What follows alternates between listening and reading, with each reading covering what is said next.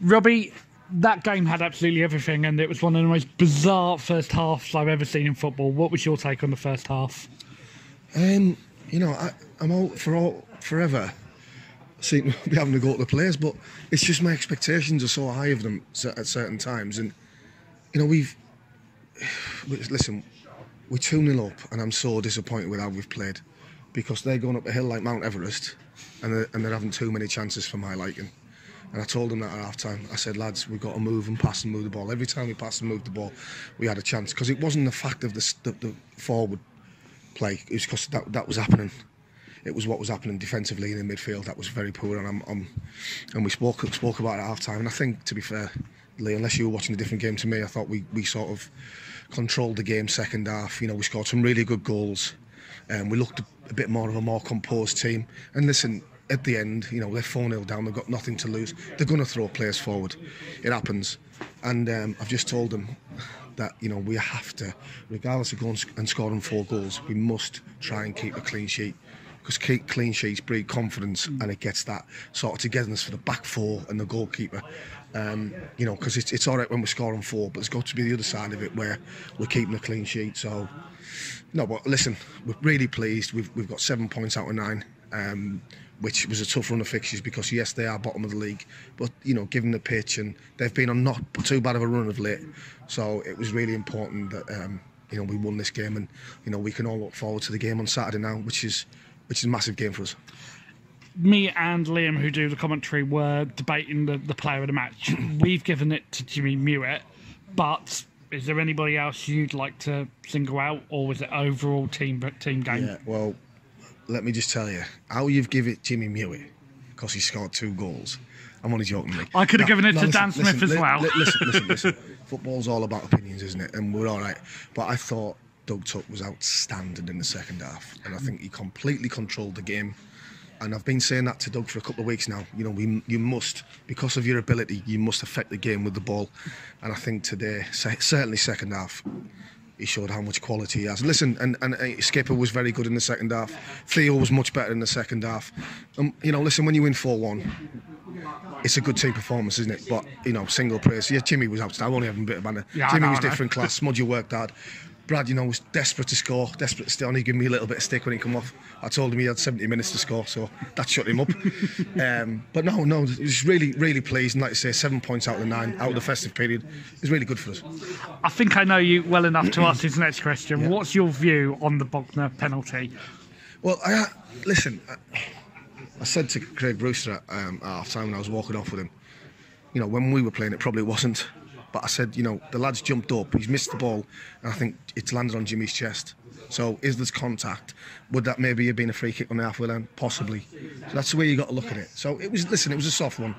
But I think sometimes it goes against goes in favour of the forwards, and we'll take that, because to be 2 up after 15 minutes was massive for us. What particularly impressed you, and what are you particularly pleased with in today's result? What impressed me was, first half we were 2-0 up, and it still wasn't good enough. And that's not. I said to the lads, I don't want to come in and keep moaning. It's just because I want to get things better, and I want us to be really, really good. And what pleased me was the response in the second half, going up that hill. Tired legs over the festive period, and apart from the last 10 minutes when they thrown the kitchen sink, I thought we dominated the game, Lee, to be honest, and we scored some good goals. So I think for us to show that composure, have the willingness to go forward and score, was really pleasing second half. The only just slight tint of it is, just not having the clean sheet at the end, but we're happy. Dan's not too happy in the back four, but we win and lose together, and they're disappointed, and we're disappointed for them because they deserve the clean sheet, but we go again, and the 3 points is the most important thing. Do you feel that today's result is a direct result of the fact there was no game on Saturday? No, I don't know. I think the boys are, they're well up for it now, and we're saying in there, let's go on this run now. Let's do what we did at the start of the season, because we've played everybody, Lee, and we're a match for everybody. And I've said that, lads, regardless of if it's Whitehawk or bottom of the league, we can dominate Dorking, we can dominate Harringray, we can do these teams.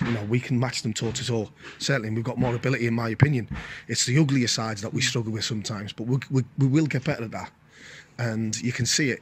Gaz has come in and been a real big help with that. With his experience, and we had to make a couple of subs just to be precaution with the game coming up on Saturday. And knowing Gaz has been a little bit fragile of late, so But you know that, then I'm just going back to it. That sort of stops your momentum as well by making changes. But luckily, the lads really responded, and I think it's just their appetite, the application is and the willingness to play, and to play for the club, and they've showed that in abundance today. Lee. Steve asked the question last time. I'll slightly adapt it. Any injury concerns out of this game, and are there any likely returns ahead of Carl Shulton on Saturday? Yeah, well, Gaz was a bit of a caution, but we know Gaz has not been feeling too well, so we just took him off with 15 to go. I thought it was the right thing to do. Corey might be close to a return to the squad, and Keaton, I think, hopefully, fingers crossed. Obviously, he's important to us. We don't want to put the mockers on it. We're open towards the end of January for Keaton, so to bring him back would be massive for us. And to keep adding the personnel we've got. But to answer your question, I don't think there's awfully too much to worry about on the injury front. And the result today leaves the Rocks 4 points, I believe, off of the playoffs.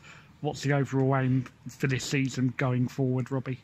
Well, it's just build that momentum from the start of the season. What we had, that's 3 unbeaten now, 2 wins and a draw. We've got Carl Shulton at home on Saturday, and I think we've got Brightlands away on Tuesday night. So, they're 2 big games that we can look forward to. We only focus on Saturday. We're on a good run at the minute. People might say it's only 3 games, but on the run we had 2 months ago, this is quite a good, stable run for us, and we've got to take that into Saturday's game now and hopefully get 3 points and just keep pushing and keep trying to get as high as we can. And we've certainly got the ability and the players in the dressing room. So hopefully we can start peaking at the right time. And just finally, it is a game on Saturday against Carl Shulton, a side embedded in the midfield battle in the table. What's your view on it? Yeah, it'll be another tough game. We played them obviously earlier on in the season. Quite a strong physical team. But yes, we respect the opposition. Like I said to them about Whitehawk, you respect the opposition, but we're at home. We've got to take the initiative to them. We have to be on the front foot. We have to play with a tempo and play with a know-how, with the ball and without the ball, that they struggle to cope with. And hopefully, like I said, the lads are on a bit of a high at the minute, so hopefully that can keep going. Well, cheers, Robbie. Pleasure. I was just going to say, like to wish, obviously, all the Bognor followers and all the Bognor FC supporters and everybody connected to the football club a fantastic 2019, and hopefully we can bring many more cheers to the supporters. Well, cheers, Robbie. As always, pleasure to speak to you. Top man, Lee. Cheers. Thank you.